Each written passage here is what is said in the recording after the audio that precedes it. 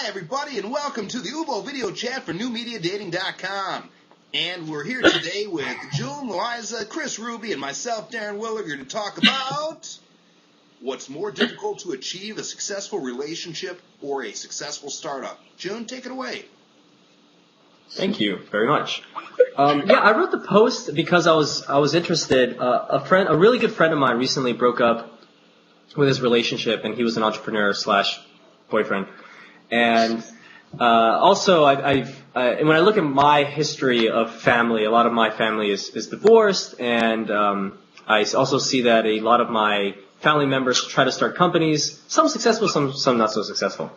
And I got to thinking, really, what is more difficult? Is it more difficult to create a company from scratch, or is it more difficult to build a loving and trusting and just a really good relationship with someone?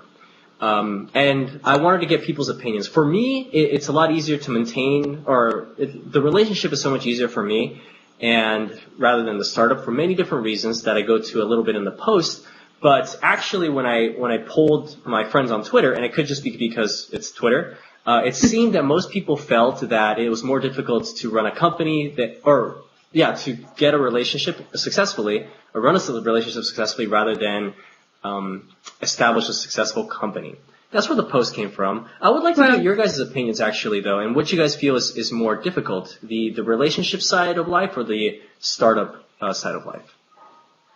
That was great, June, and I think, it's funny, I think I'm great when I'm focused on one or the other. I think it's the work-life balance of both at the same time when it becomes really tricky, because it's really easy to sort of plug into each of them individually as their own addiction in its own right, But I think that, probably the relationship component. And I think as entrepreneurs, we love to control things, and, it's accepting the things we can't change in relationships, which is everything, and controlling another person, and it's so challenging, especially for me, because I want to fix it, and I want it now, and I want it my way, because it's what I'm like, as a business owner. And so I definitely agree with your points on that. And, I've also thought about my next post is going to be on this topic, how, they say in some places, don't date in your first year, whatever it is, your first year of don't date in that. And I want to write, is entrepreneurship or is love deadly in the first year of entrepreneurship? I think it's a really interesting topic, and because, as you know, you have an infant in your first year of a startup, right? And you have to tend to it all the time. You never get to sleep. You're always working on it. You're always building your brand. You're taking tons of meetings that may never lead to anything, that you may not even be getting paid for just to pound the pavement, right? So now you add in the dimension of, this endorphin rush with a new love.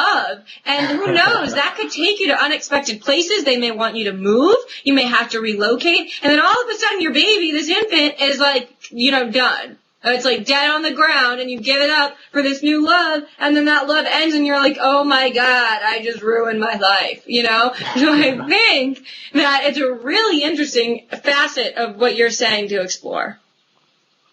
Darren? It's hard to top what you just said, Chris. Seriously, talk about that entrepreneur being your baby the first year and being able to control every aspect of it. That's key. As entrepreneurs, we are in control. We are control freaks. We have to control every little aspect of our creations, and that's the beauty of it. But with relationships, it's complete opposite.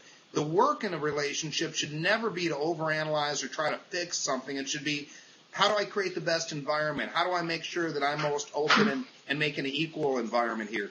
That's the tricky part, because in our business, control everything. In relationship, control your part of it. Make it half. Make it balance. It's tricky. You also touched on the other thing. It often seems like one is working while another's kind of neglected. That balance is tricky. I've had challenges with that myself. And what I'm finding is just being upfront and honest about both. And like June said earlier, finding time for that relationship, finding time for the business. If you explain to the person you're with, this is what's going on, your relationship is in a much better place for success in the long term, I'd say.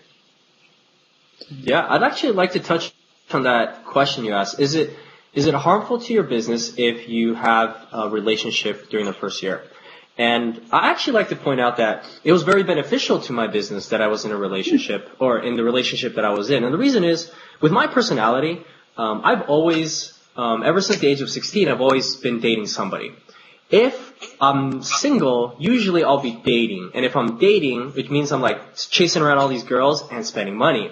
So, the whole dating side that can be very time consuming for me because it's like meeting someone, impressing them on their first date, spending money, going out on a second date, as opposed to when I was in a relationship, it's something more established, it's something more understanding. I can cook something for my girlfriend or we survive off of ramen noodles, a little bit more understanding. So if I were single, I think it'd be a little bit tougher on my startup because I would be dating.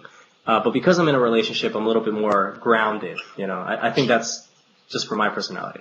I love that you say grounded, and I also think you're touching on this interesting point of stability, right? That comes from an entrepreneur, that sometimes you just like to know that you do have the stability of an established relationship, because dating is very time intensive and it's very outfit intensive, at least from the girl's perspective, and very costly, even from a girl's perspective. And they're not even the ones paying for the dates, but they pay for all these outfits and the hair and the nails and everything else that has to get done, So that's Darren's new cat. She's joining us. Darren, what's the cat's name? He doesn't have a name. We're thinking about crowdsourcing the cat's name. He's part crazy.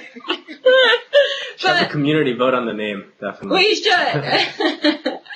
My point is that sometimes I think that stability is much appreciated, especially, how you're showing the other side of it, how sometimes it can be helpful in the first year, the flip side, because you don't have time to date. And because, my Saturday nights now are, still work-related events, or I'm catching up on work, Saturday afternoon from Friday. If I was entirely single, I don't know that I'd be able to do that. Yeah, I think you have a good point. Like, having something in my life that's stable is actually it feels very reassuring to me. It makes me feel good. Because my startup is not stable, but my relationship is, at least I know, hey, I got a good girlfriend, so, I'm happy. I love that! Yeah. June, that's great. And June, just to close up here, I'm so impressed with you. June's done amazing. He's an amazing writer, blogger. He had a great video with Seth Godin that we're going to link to that we loved, and just very impressed with you. And thank you so much for joining us from California, right, June? Yeah, I'm here in Silicon Valley, so if you're here in Silicon Valley, I would love to meet you in person. You too. So we have Silicon Valley, New York, and Chicago. We're really covering the nation today with our views. Thanks, guys. 3 cities in North America for social media. Absolutely. That's right. Thanks, guys. Thank you. Thanks so much, guys.